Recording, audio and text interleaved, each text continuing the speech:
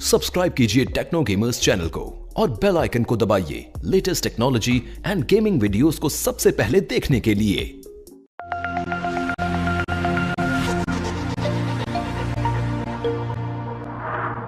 YouTube guys, कैसे हो आप सभी लोग। Welcome back to another video. तो गाइस मैं आप सभी के लिए एक और न्यू पबजी लाइट की कमाल की वीडियो लेकर आ चुका हूं। तो गाइस बेसिकली इस वीडियो में हम बात करने वाले हैं कुछ ऐसी टिप्स एंड ट्रिक्स के बारे में जिसको अगर आप फॉलो करोगे तो आपकी जो गेम में रिफ्लेक्स है, आपकी मूवमेंट, आपका रिकॉइल, आपकी एमिंग A to Z यानी कि प्रॉपरली पूरा का पूरा गेम प्ले जो है आपका इंप्रूव हो जाएगा। तो इस वीडियो को पूरा ना ध्यान से देखना, फर्स्ट पॉइंट पूरा ध्यान से देखना एंड पूरा एंड तक देखना अगर आप अपने गेम प्ले को इंप्रूव करना चाहते हो या फिर और अच्छा खेलना चाहते हो।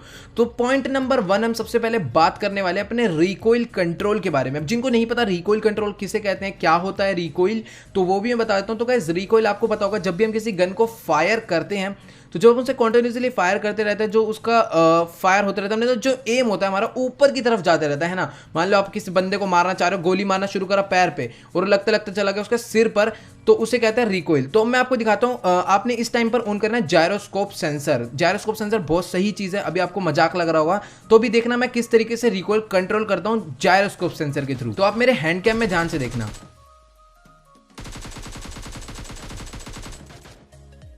तो गाइस आपने हैंड कैम में मेरे अगर फोन को नोटिस करा होगा तो आपने देखा होगा कि मैं जब भी स्प्रे कर रहा हूं तो अपने फोन को नीचे की तरफ टिल्ट डाउन कर रहा हूं। तो इससे क्या फायदा होता है, एक तो जो आपका स्प्रे होगा ना वो जायरोस्कोप में बहुत ज्यादा एक्यूरेट स्प्रे होगा, मतलब फोन इधर उधर ज्यादा हिलेगा नहीं। तो आपको जायरोस्कोप ऑन कर लेना चाहिए। अगर आप अभी नहीं कर रहे ना, जब आप बाद में देखोगे ना कि सब लोग कर लिए तब आप करोगे, तो उससे बढ़िया है अभी कर लो, सबसे पहले सीख जाओ। भले ही आपको इसमें गेम खेलने को थोड़ा सा मुश्किल होगा स्टार्टिंग में, बट बाद में आपको इतना ज्यादा मजा आने वाला है ना, आसान हो जाएगा गेम। अब ये देखो, अब यहाँ पर मैं बेसिकली पूरा का पूरा एमिंग, पूरा का पूरा रिकॉइल कंट्रोल मैं अपना बेसिकली फोन के जायरोस्कोप सेंसर के थ्रू कर रहा हूँ।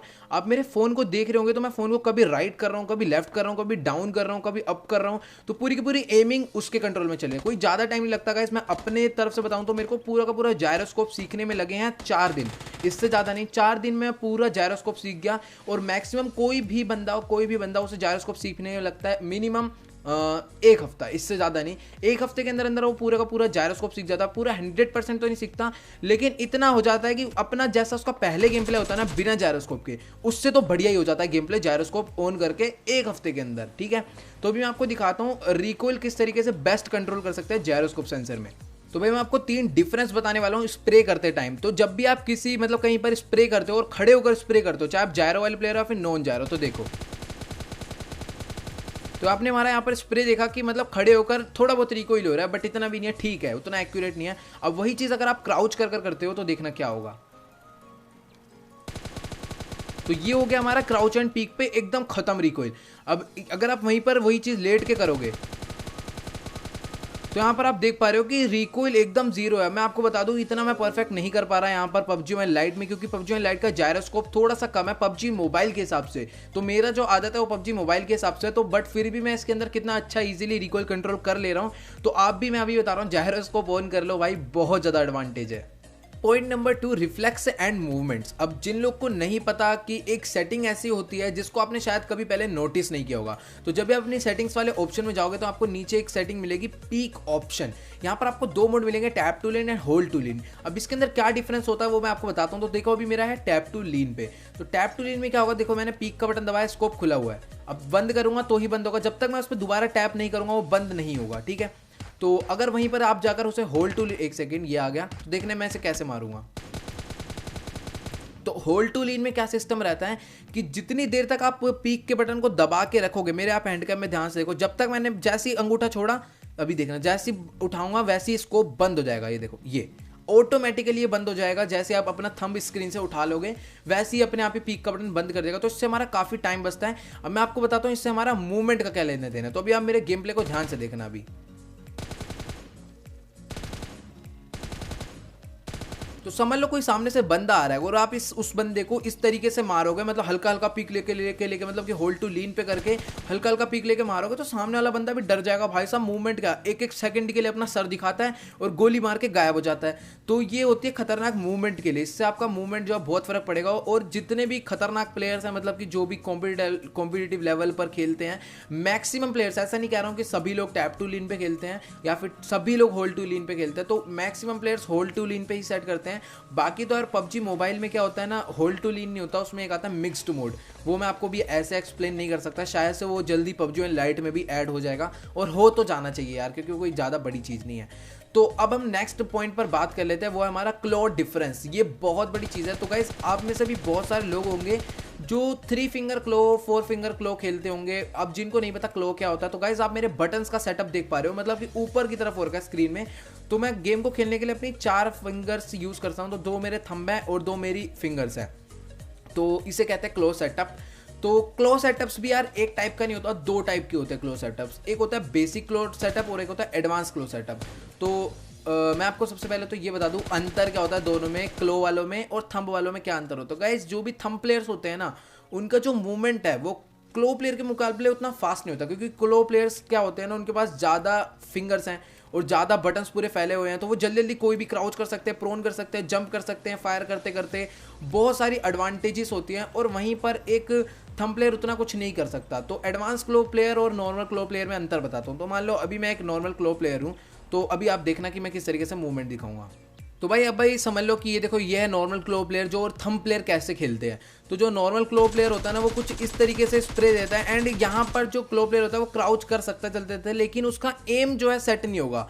अगर वहीं आप किसी एडवांस क्लो प्लेयर की बात करोगे तो वो अपना एम भी साथ साथ कर सकता है, क्राउच भी कर सकता है, एंड साथ साथ वो प्रोन वगैरह जंप वंप सब कुछ कर सकता है। उसका जैसा कि आप देख पा रहे हो मेरे बटन में ऊपर क्राउच सेट है एंड प्रोन सेट है, जंप सेट है, सब कुछ मैं यहाँ पर कर सकता हूँ जो भी एक एडवांस क्लो प्लेयर होता है। तो ये देखो, ये होती है कुछ एडवांस क्लो प्लेयर की मूवमेंट।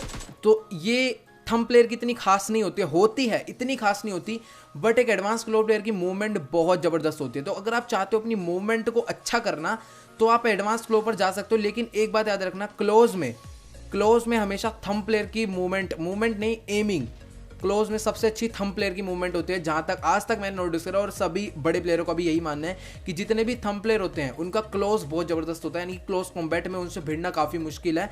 और जो भी हाई जायरो वाले प्लेयर होते हैं वो उतना बेटर परफॉर्म नहीं कर पाते क्लोज में, लेकिन मिड रेंज में उनसे कोई भिड़ नहीं सकता, लॉन्ग रेंज में तो भैया उनको कोई देख नहीं सकता, इतना हार्ड हो जाता है लड़ना एक जायरो वाले प्लेयर से। स्प्रे फाइट में स्प्रे तो भैया बहुत ज़बरदस्त होता है जायरो वाले प्लेयर्स का, तभी मैंने जायरोस्कोप ऑन करा है। तो अब हम बात कर लेते हैं पॉइंट 3 पे। तो अभी हम 2 पॉइंट पे बात कर चुके हैं। पॉइंट नंबर 1 था हमारा रिकॉइल कंट्रोल, पॉइंट नंबर 2 था रिफ्लेक्स एंड मूवमेंट, वो भी आपको जरूर समझ आ गया होगा। अब हम बात करते हैं पॉइंट 3 एमिंग से मेरा मतलब निशाना लगाना। अब वो किस चीज पर डिपेंड करता है वो मैं आपको बताता हूं। तो बेसिकली जो आपकी एमिंग है वो डिपेंड करती है आपके सेंसिटिविटी पर। अब वो सेंसिटिविटी में क्या क्या आ रहा है, अगर आप एक नॉर्मल प्लेयर हो तो आपने सबसे पहले ना प्रैक्टिस करना है एम लॉकिंग का। मतलब कि जैसे मान लो कोई पेड़ है सामने, तो उस पर स्कोप खोलकर निशाना लगाओ और लॉक करो उस पर, मतलब कि रोक कर रखो, फिर दूसरे पेड़ पर करो, फिर तीसरे पेड़ पर करो, फिर किसी दीवार पर करो, फिर किसी गेट पर करो। तो उससे आपका जो एम लॉकिंग है वो इंप्रूव होगी। मतलब कि आप अंदाजा लगा लो कि ये बंदा खड़ा हुआ है और यहाँ पर मुझे एम रोक कर रखना है, तो वो होगा आपका एम लॉक। और दूसरी चीज़ आपकी बात करते हैं हम जायरो वालों को क्या करना होता है। भाई जायरो का तो मेन प्रैक्टिस, सबसे मेन इंपॉर्टेंट चीज़ है प्रैक्टिस, क्योंकि जरूरी नहीं होता जायरो में बंदा लो पर कर पा रहा है हाई पर कर पा रहा है, हर चीज़ में बंदा जायरो सीख जाता है।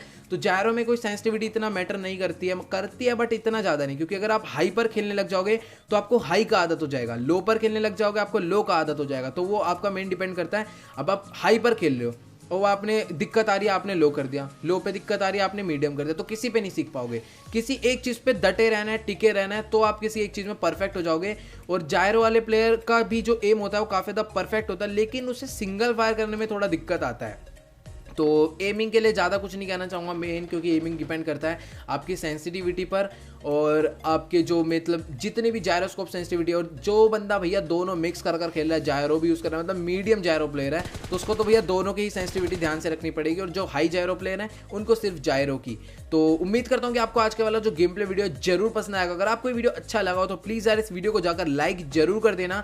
और अगर आप चाहते हो कि इस टाइप की गाइड वाली टिप्स एंड ट्रिक्स की वीडियो में और भी लाऊं हैंड कैम गेम प्ले के साथ, तो प्लीज़ यार मुझे कमेंट में जरूर बताना। तो अभी आप गेम प्ले पूरा एंड तक देखो, क्योंकि इसके बाद ये वाला मैच था जो चिकन निकला था, तो यहाँ पर मैंने इस वीडियो को इसीलिए कट नहीं करा। तो एंड तक जरूर देखना एंड वीडियो को लाइक करके बताओ आपको वीडियो कैसा लगा। तो गाइस आज के इस वीडियो में इतना ही, मिलते हैं अगली वीडियो में, गुड बाय।